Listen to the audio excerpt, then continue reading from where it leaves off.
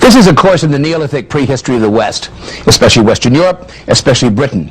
And it stretches across nearly 10 millennia of time, from 10,000 or 8,000 BCE in Western Asia to 1350 BCE in southern Britain, by which time Stonehenge was complete. Now, you might ask, why study Neolithic culture? Why should you? Why did I? Why get involved in it at all? And three answers suggest themselves to me, some of which I hope will be of use and I hope of persuasion to you. First of all, there's the old answer. It was there, like Mount Everest, but that has never seemed to be a very compelling reason to get involved with anything. Much more important is the claim that the Neolithic era, its culture, is the foundation of all later Western culture and history. Gordon Childe asserted that it was. Gordon Childe, a remarkable, pioneering professor of prehistoric archaeology, of whom I will say a great deal more in the course of this course. In the Analyste school, the so-called school of the new history of Paris, now of much of the Western world, of the history departments of much of the Western world anyway, would certainly agree. The Analyste tradition says that we should stop paying so much attention to mere events, battles, kings, reigns, the sort of thing that has been classic political history. Instead, we should look for the deep structures of human life. And according to the Analyste, there have been 2 or 3 times in the history of this human species to which we belong when fundamental modes of life, fundamental structures of existence have changed radically. And at least one of those was the Neolithic Revolution or Agricultural Revolution. I'll be talking some more about other such structural revolutions as this course goes on.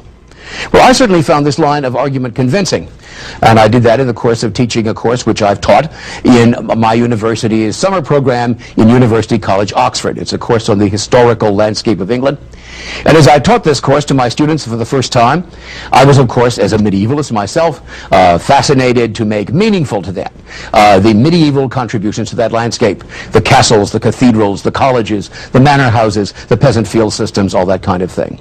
But as I went deeper and deeper into the subject, trying to make it make sense to my very modern students, I found that I had to go back to the early Saxon invaders, to the Celts who resisted them, to the Romans, to the Celts of the Iron Age before the Roman conquest, to the Bronze Age, and finally to the Neolithic. And then, when I was back there, it all made sense, to me at least.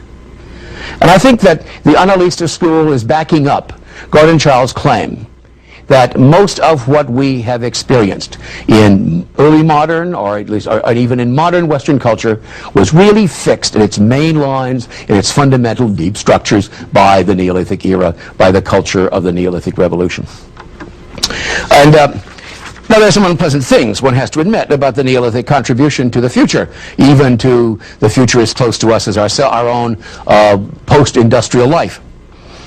Lots of nutritional bad habits that kill us and that we're trying to do something about are direct contributions of the agricultural revolution. And there are bad habits of class stratification, often very cruel, that we're doing a pretty good job of getting rid of in modern egalitarian industrial democracy. And then there's the beginning of warfare, although I now think that warfare as we know it really got going later, in the Bronze Age and the Iron Age. And then there's also the fact that much of the study of anything Neolithic involves a kind of gloominess, a kind of death obsession, bones and burial habits. That's most of what we have to work with. In the absence of written texts, we've got to pay attention to the way Neolithic people had themselves buried and what those burials tell us about their lives before that fatal and ultimate event. And I think that as we try to reconstruct Neolithic culture, we get a sense, probably a valid sense, not just because of the dominance of that kind of documentation. We get a valid sense that Neolithic people, in living their short lives, were indeed obsessed with death.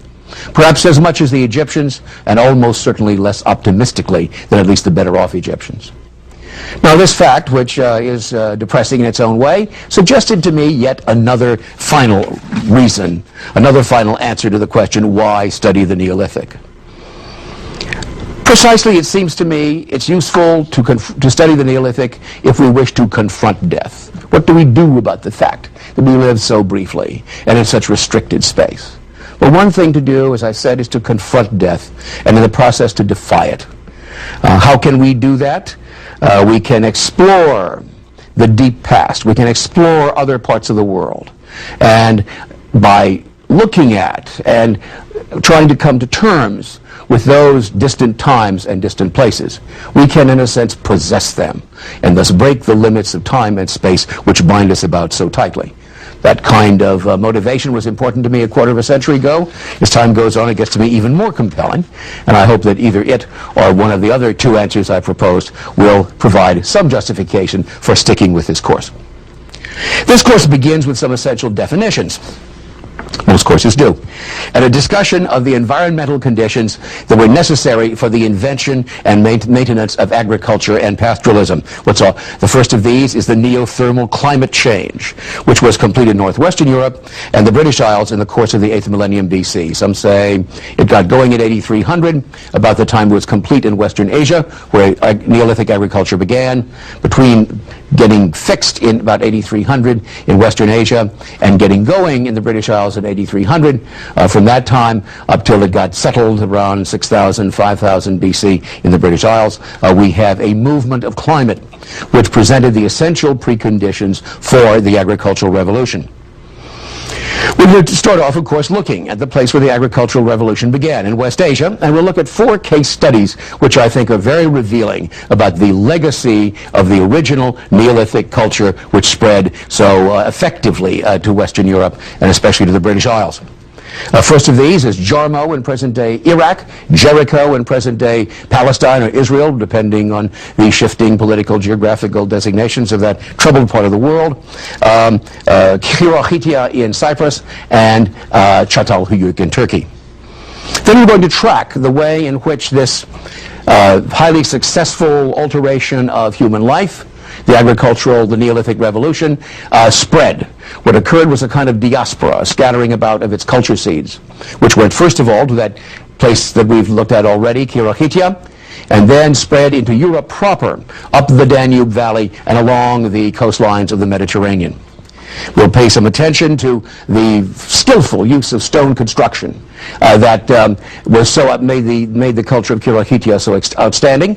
And then look at some of the great wooden thatched longhouses of the Danubian people, a type of building that has remained very much a favorite of European culture into the early modern era. And we'll look at what is suggested about a religion of death from the data we find in a wonderful and mysterious and spooky place, the Cueva de los Murciélagos, the Cave of the Bats in southeastern Spain. But in order to get a clear and multidimensional sense of our Neolithic forebears, as is true of anything, I think we have to take a look in some depth at some case studies. And we're going to look at 2 case studies here. And they're going to be in Britain, Avebury and Stonehenge in the south of England. Why choose those 2 sites and that country out of the whole range of Western European experience with the Neolithic culture? Well, I think whoever our genetic ancestors may be, any member of a modern English-speaking society benefits from the cultural legacy of the British Isles. And so this course will concentrate on the first highly developed Neolithic culture in Britain, the Windmill Hill culture, whose greatest monuments, whose most durable monuments, were built at Avebury in the county of Wiltshire and 18 miles to the southeast of that at Stonehenge in the same county. The stages of that culture's development produced at first distinctive long barrows, then ritual centers of community life, seriously misnamed as causewayed camps, and then finally henges, the functions of which are still hotly disputed by scholars and speculative antiquarians. Avebury was, and in terribly ruined condition still is, one of the world's most massive and mysterious megalithic monuments. To set it in context, we'll take a look at the European continent to try to get a sense of what the term megalithic means.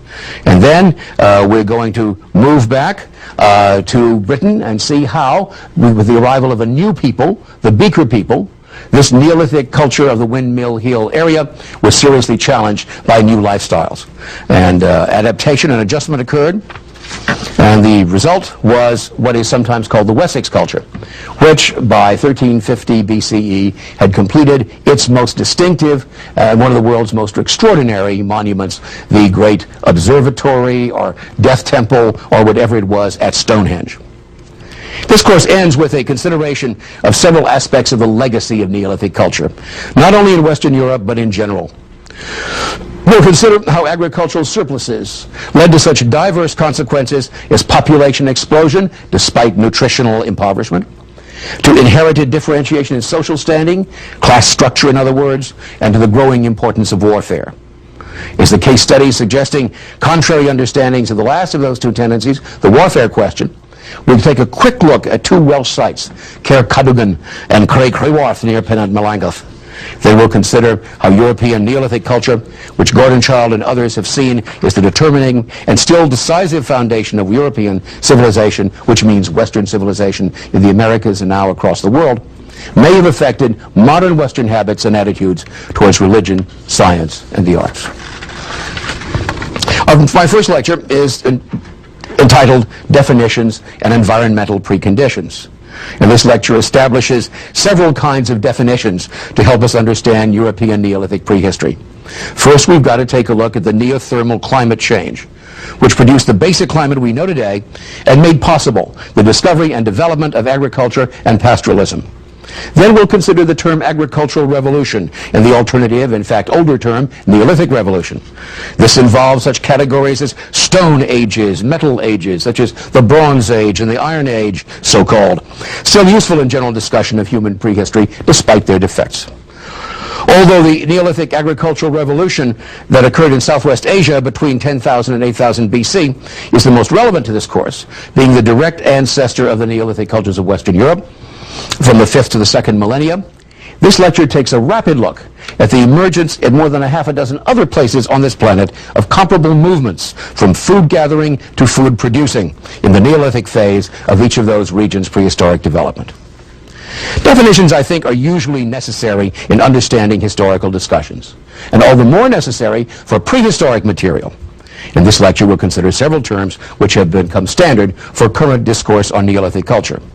Now, this is not a lot of fun. Definitions are not a very exciting way to begin anything, though they're better than counting and classifying bones, it seems to me. But they do appeal to a certain kind of mind, the logical mind. And so let us be logical and begin with the definition, first of all, of some environmental preconditions. The agricultural revolution, as some have termed it, which so decisively altered human life, depended massively on certain species of plants and animals which could only exist in an area in which the climate was conducive to them. And so we have to take a look at those climatic factors. And this means we have to go back to an understanding of what are called interglacial periods. What are interglacial periods? They are the time periods between those periods when glaciers have spread southward and northward from the poles. Sometimes those glaciers have been a mile or more deep. For example, Puget Sound, on which now rise the thriving cities of Tacoma, Seattle, and so on, once lay under nearly 2 miles of ice. We are now living in an interglacial period. Our current interglacial period differs from previous ones in the relative stability of its climate, the relative lack of extreme oscillation between hot and cold, wet and dry, and so on. Weather in this interglacial period has been, until the late 20th century anyway, remarkably predictable. And that predictability has made possible the planting and productive harvesting of food crops, agriculture, and the building of all-season, multi-year settlements on riverbanks and seacoasts, urbanization. Most of the cities of the world are in fact related to either seacoasts or navigable rivers. Human civilization, in other words, has been made possible by climatic conditions. Let's hope it'll continue to be as predictable as it has been now that we have gained control of the environment to a degree unimaginable to our forebears. This current interglacial period gives us cause for some concern. It's lasting awfully long, much longer than normal. 10,000 years is the usual length of any interglacial period. And as we have had something like 12,000 years since the weather began to change towards the neothermal climate period, the neothermal climate. The global warming produced by modern human technology may permanently change this previously dominant aspect of our environment, with consequences difficult to predict and grim to speculate about. Well, what was this neothermal climate change? It established the weather in which humans have lived for the last 10 to 12,000 years. Its name comes from Greek words for new and for temperature, neos and thermos, new and heat, or new and temperature in general. And what this refers to is the fact that about 11,000 BCE, The glaciers, which had covered much of northern Europe, northern Asia, and northern North America, and which turned the land hundreds of miles to the south of them into subglacial and subarctic tundra, began to melt. In Western Asia, those conditions receded rapidly and disappeared. By 9000 BCE, that part of the world settled down to basically the warm, dry climate it enjoys today, though it was much greener and more humid then, since humans had not yet cut down the forest and destroyed the topsoil by the kind of destructive farming methods which have reshaped the landscape in such a discouraging way. That same process took place more slowly and less destructively to the west and to the north in Europe. Now, some pockets of glaciation survive today in the Alps and the Scandinavian mountain ranges. In the British Isles, the new climate pattern began to appear about 8300, about the time it had established itself in West Asia, and it stabilized in the British Isles about 2,000 years after that. For much of Europe, a very warm period called the climatic optimum occurred about 1,000 years later. Between 5,000 and 3,200 BCE, the temperature was about 3 degrees Celsius warmer, and that means lots more degrees Fahrenheit, and the humidity was higher than in Western Europe today. Now, that humidity and warmth have survived in Western Europe. It is startling that so much of Western Europe is so far north. If we consider that Paris is on a line with something like the city of Quebec, London is on the same line as the center of Hudson's Bay, when we look at the warmth of those parts of the world and the opulent agriculture, the beautiful gardens that they're able to grow, which you won't find in Labrador or central Quebec, then we have to wonder why. And once again, we have to take a look at some of the fundamental shaping factors in human climate. In this case, the Atlantic Ocean, and more particularly the Gulf Stream, which goes way north and which not only brings warmth to those waters and the shores around them, but generates rain clouds that move steadily eastward across Western Europe, leaving rain and warm rain indeed as far east as Russia, even in the wintertime. The most drastic change caused by the neothermal climate change occurred in the North African plateau we call the Sahara. Today, it's one of the most forbidding environments on Earth. But in the Paleolithic era, before the neothermal climate change, it was a pleasant, grassy series of plains separated by fairly verdant mountain ranges full of game animals and cliff-painting human cultures, a happy and prosperous place. But as the great sheets of ice thousands of miles to the north pulled back, the rainfall declined in those plains and they dried up, and there was no Gulf Stream in the Atlantic to send the rain moving eastward. And eventually the inhabitants, both animal and human, of what we now call the Sahara were forced either to move or to die. That kind of challenge, the challenge of this kind of a major environmental change, presented Paleolithic humans with several alternatives. For the cave dwellers of Central and Southern Europe, the people who painted the caves so brilliantly with the animals in which they lived so very, very well indeed, the challenge was much less acute than for the North African plains dwellers, thanks to the Gulf Stream, but still it was culturally decisive. The animals on which the European cave dwellers depended for livelihood either moved north with the subglacial environment in which they had evolved, or then they dwindled in size and in number. The members of the specialized European Paleolithic hunting cultures had lived from the plentiful meat of mammals, which moved in great herds across the open tundra and meadowlands, and in great schools of fish like salmon, which swam upstream in huge numbers to spawn. Now the hunters had to pursue elusive forest-dwelling animals like deer. They had to catch smaller fish not often found in schools and live off of the shellfish of the shorelines. The opulent Cro-Magnon lifestyle, which had required 1 3/4 square miles for each member of every human group, was doomed. Three alternative solutions to this problem presented themselves. Either you could follow the food supply and change habitat, or you could stay in the same habitat and adapt to new food supplies, or you could change both. The Lapps of northern Scandinavia represent the first choice. Until the 20th century, they've lived in mobile settlements of hide tents, which seem to be remarkably like the leather huts of the Paleolithic hunters of Eastern Europe, a land without caves. The Lapps followed the annual migration patterns of herds of reindeer, which they didn't tame, but which they protected from other predators such as wolves, and thus preserved the reindeer for their own use as food, transportation, and clothing. The opposite alternative, to remain in the old homeland and change as little as possible, attracted many groups, but ultimately led to their extinction. Typical of the painted pebble people of the Pyrenees. These poor people's bones show the baneful effects of malnutrition, and their art shrank to painting rounded stones that are usually unearthed in nests in caves, sometimes smashed, a terrible sign of the obliteration of a people, the obliteration of a culture. The flint tools of a painted pebble people and other comparable cultures are both smaller and less refined than those of their Paleolithic forebears. They're typical of the ingenious but declining technology of what we call the Mesolithic era or Middle Stone Age. Another feature of Mesolithic culture is great variety. One basic Paleolithic culture had stretched from Spain to Russia. After the climate change, dozens of distinct cultures arose, some of them sharing a single, limited geographical area. This pattern of regional breakup and general technological decline has reoccurred several times in the history and prehistory of what we call the West. It's usually led to eventual recovery of creative dynamism and to advance in new directions if one people or one sector of society has responded to the challenge of the environment with inventiveness. Such a revitalization took place in the Western world between 9000 and 4000 BCE, thanks to several Mesolithic cultures that opted for a change of both habitat and habit. And that revitalization is often called the agricultural revolution.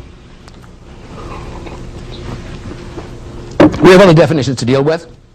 Stone ages, old, middle, and new, Bronze Age, and so on. These are convenient but potentially misleading devices of modern students of the remote past. Christian Thomsen, a Dane, began the whole thing. He was the first curator of the National Danish Museum in Copenhagen, and he invented the terms Stone Age, Bronze Age, and Iron Age in 1816 as he tried to figure out how to classify and to present in this museum all of these prehistoric objects which had been collected so richly. In 1865, the English antiquarian Sir John Lubbock, who was given the title Lord Avebury later in life, divided the Stone Age into the Paleolithic or Early Stone Age and the Neolithic or New Stone Ages. The term Mesolithic, Middle Stone Age, was soon applied to the cultures seen as transitional between these two. And in time, people decided that the New Stone Age couldn't be separated from the Bronze Age just very neatly, so we had to have a period when both bronze and stone were used called the Chalcolithic Age, and so on and so on. Some people now have 10 different stone and metal ages.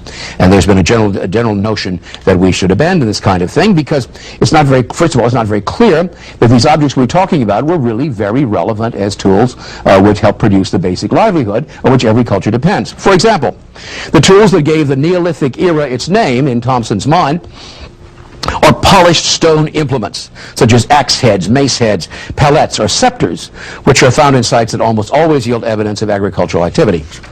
The fact that most of these implements show little, if any, sign of actually being used in hunting or warfare or some such activity, and any kind of highly polished stone object is going to show if it has smashed into something, or if it's been hit by another object in another direction. It shows it even better than metal blades do, for example. Well, they show very little sign of such use, which suggests to us that their use was largely ritual, which in turn suggests a lot about the complexity of the mental dimension of the cultures with which we're dealing, the cultures which produce and possess these objects as obviously objects of importance to them. Much more sophisticated is the term agricultural revolution. It's a much more sophisticated use of technological terminology, and it considers more than the surviving tools. It's generally used today, however. That revolution is seen as having occurred during the Neolithic era or New Stone Age. So we can speak of the Neolithic Revolution or the Agricultural Revolution as we wish. This sort of terminology, concentrating on food supply rather than on tools, owes much to the work of the great Australian Gordon Childe, born in 1892, dying in 1957, who studied classics at Oxford and became a pioneering professor of prehistoric archaeology in Edinburgh. He was a remarkable man who was extremely eccentric, the classic parody of the absent-minded professor, but in his lifetime, he died at 65, he produced some 20 books and hundreds of learned articles, or dozens at any rate, I think well over 100. He was from Australia, as I say, and came to Oxford to study classics. He got hooked into this earlier material by certain pre-classical ceramics, and these led him to pre-classical, to archaic, and all the way further back.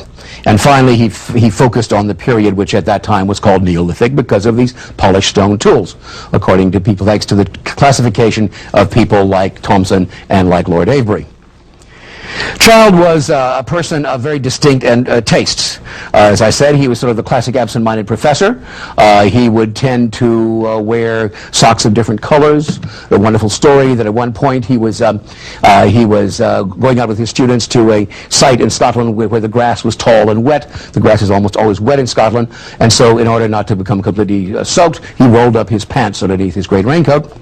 When the group came back, a devoted assistant noticed the great raincoat and bare legs and thought, oh my God, a child has dropped his pants somewhere, and tried to help him out, but discovered they were simply rolled up, not dropped.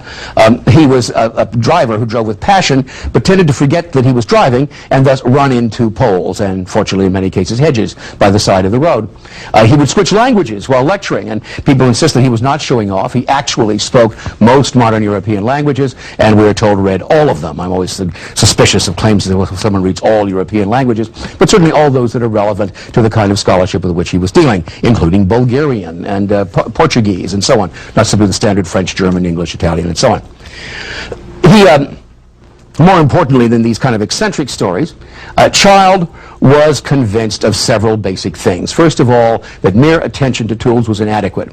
You had to pay attention to the fundamental facts of life. Which involve how you get your food. And so the basic technology, the basic economy, the technology in Child's mind was less important than the economy. He also revived the 19th century idea and gave it great 20th century currency, the idea of diffusionism, that these cultures had all begun way to the east and in the Near East, and that they spread out from the Near East in waves of invasions. This has been much questioned.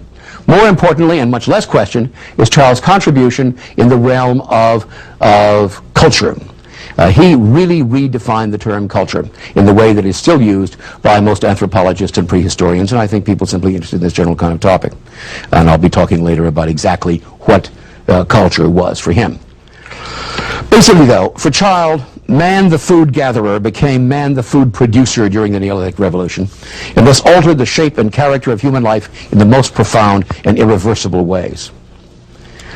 Thanks to the kind of thought which Child really impelled forward in very vital fashion, we now can see the agricultural revolution breaking out in 5 regions on the planet after the neothermal climate change.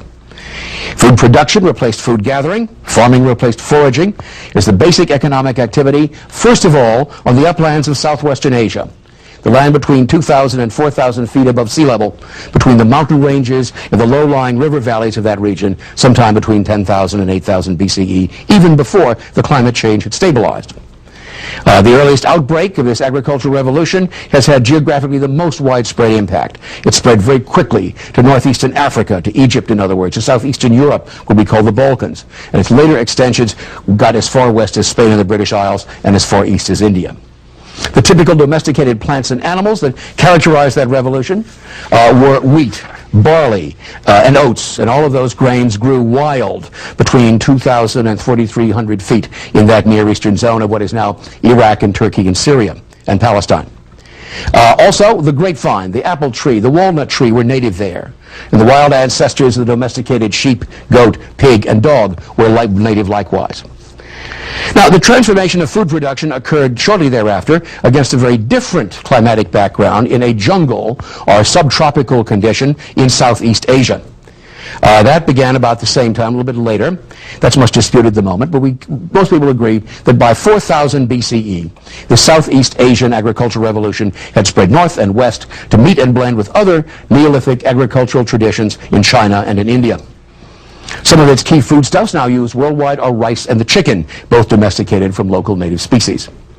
The third zone in which the Neolithic Revolution occurred independently is the Yellow River Valley of North China, where agriculture got going about 6000 BC. The basic grain cultivated was wheat, and some speculate that it had been brought there by pre-Neolithic traders, and then who knew about its cultivation.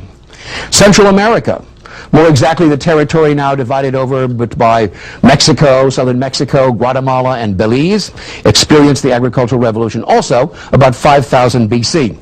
The typical domesticated plants were maize, what we Americans tend to call corn, Indian corn, squashes, the tomato, the avocado, peanuts, and several types of beans.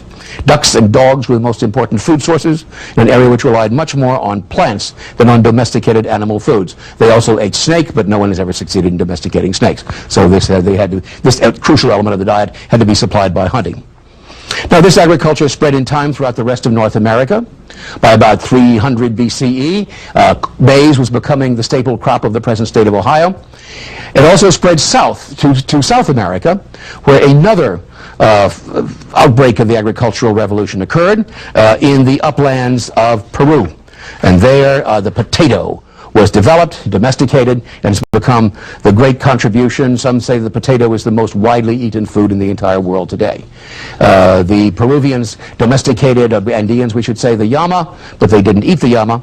Neither of the American agricultural revolutions got going on livestock raising to the extent that the Southwest Asian agricultural revolution did.